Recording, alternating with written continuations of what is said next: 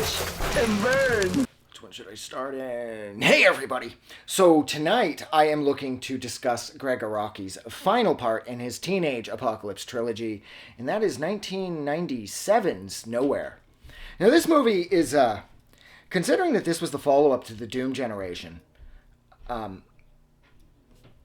you would think that there would, the evolution in this Apocalypse trilogy would continue, whereas it started sort of loose with Totally Fucked Up, felt sort of homemade, and then it polished up a bunch with his second part, the Doom Generation, which enabled him, he had more money, so he got to hire a crew, so he didn't have to do everything himself. And then, so again, you would assume that with Nowhere, that maybe Nowhere would have even more of a polished look, or I don't know, maybe be a little more coherent story-wise, but no, Nowhere. This movie makes the Doom Generation look like, I don't know, some type of fucking like regular linear film with a bunch of normal characters doing normal things. This movie is like, it's like being tossed into a blender. Nothing's really related. The main focus from all the characters, and my God, is there an ensemble cast in this movie. But it seems like the real focus here is to get to Juji Fruit's party. One of the characters, of course, is named after the American candy Juji Fruit, which I have thought about a lot ever since I saw Seinfeld for the first time. Like, for example, when Elaine forgets to go to the hospital to see, what's his name? The guy with the exclamation point. And because she had to get the Juji Fruits. Ever since then, I've wanted Juji Fruits. And this fucking kid's name is Juji Fruit. So anyways, that's sort of the focus of this. That's kind of the anchor that creates or allows for a start and a middle and an end, is everybody's going to Juji Fruit's party. But other than that, this movie is just insanity. This movie, Gregg Araki has absolutely nailed the disconnection everybody felt in the 90s, the color palette of the 90s, the fashion of the 90s, the music of the 90s, and he's thrown it together with the choppiest, most frenetic style of editing. It's like you're being tossed into like some sort of like an editing machine gun or something. And the cast is huge. You have in this is just what I wrote down off the top of my head here. I didn't look anything up. Shannon Doherty pops up in this. Christina Applegate. John Ritter plays a televangelist. Ryan Phillippe's in this. James Duval, of course, he's in this. Scott Caan's in this. Mena Suvari's in this. Heather Graham's in this. Beverly D'Angelo, she plays James Duval's mom. She's in this. There's more people in this too. Those are just the names that I was sort of like, was able to brainstorm quickly. And it works because I felt like the cast and the focus of the Doom Generation, when compared to Nowhere, it feels sort of boxed in and sort of walled off. Like it's the three main characters in Doom Generation, like off on their own little island of existence. But with this movie, it feels like this is like a living, breathing community of totally random, fucked up characters who are obsessed with sex and themselves. And it's just, this movie's just sort of allowed to just go wherever it wants.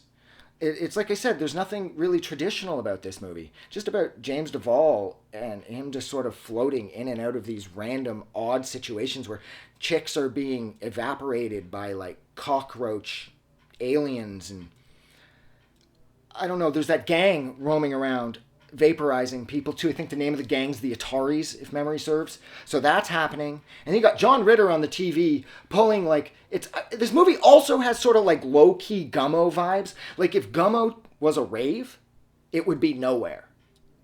And so you got John Ritter playing the part of a televangelist, and he does a wonderful job. And of course there is rape. Again, much like there is at the end of the Doom Generation. Egg, she's raped by the guy from Baywatch. The rape, it's not the most explicit thing. You see it starting, you see it afterwards. She's all bloody. But I will say overall, the tone of this sex assault is way harsher than the tone of the sex assault in the Doom Generation. And I thought the tone was rough enough there. So if you take issue with things like sex assault, which I always do in movies, I fucking hate it. I usually just skip it, which of course I did with this scene. But nevertheless, the rape in this feels uglier than the rape in the Doom Generation. So be warned, or whatever, if you don't dig that sort of thing. What else did I want to say? I have a bunch of things I wanted to say about this. If Gummo was a rave, that's true. The crazy editing. I think overall, though, my favorite thing about this movie is how the art direction has a sort of like a focused take on like pop art. Like at first, as you're watching the movie, leading up towards the party at the end, you can see sort of flashes of Andy Warhol all over this. You cannot escape Warhol's influence on this movie. And then at the end of the movie, when Elvis, what does he accuse Handjob of? Ripping him off, I think, for drug money or some shit. And Elvis proceeds to beat Handjob to death with a can of Campbell's soup. Now, everybody knows the Campbell's soup can, that's total Andy Warhol. The way this movie is painted, it's like I don't know, it's like Andy Warhol on acid. And I love that. I love that focus on like the American pop art. Like it just feels, God, this movie feels good. The color palette and how even colorblind people like me can so easily get lost in this wash of sort of like these ocean blues and this sort of muted color palette that, despite how crazy it is and how all over the place it is, it does always feel sort of restrained and sort of like it's being held back. And I loved that. But I also really just appreciated how I could just sort of tune out of the movie after seeing it for the 10,000th time and just watch the visuals and sort of get lost in the art of each of the characters' bedrooms or wherever it is they live or where the coffee shop or whatever, wherever it is they're hanging out. Everything seems to be brightly hidden in the background. I love that about this. And I think that was everything I wanted to say about this. This movie makes, like I said, the Doom generation look a lot more quiet.